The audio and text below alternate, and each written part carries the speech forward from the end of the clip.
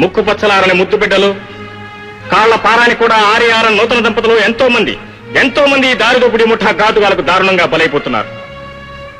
ఈ రాక్షస కృత్యాలు, అమానుషత్యాలు 2 సంవత్సరాలుగా ఈ ప్రాంతంలో ఎన్నో జరుగుతున్నా ఇంతవరకు ఆ దోపిడీ ముఠా చట్టానికి అందటం లేదు, వాళ్ళ మారణకాండ మారటం లేదు.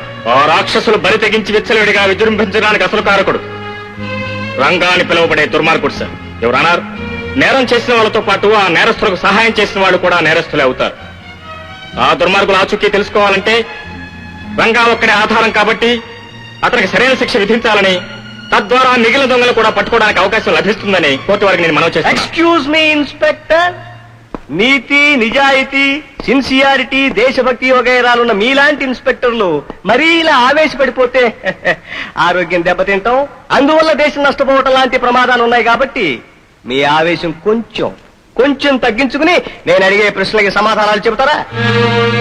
నా క్లయింట్ రంగాకి ఆ దోపిడి దొంగలతో సంబంధం ఉందని 6 స్వరంలో ఆవేశంతో అరిచారే, రంగా దోపిడి చేస్తుండగా మీరు పట్టుకున్నారా?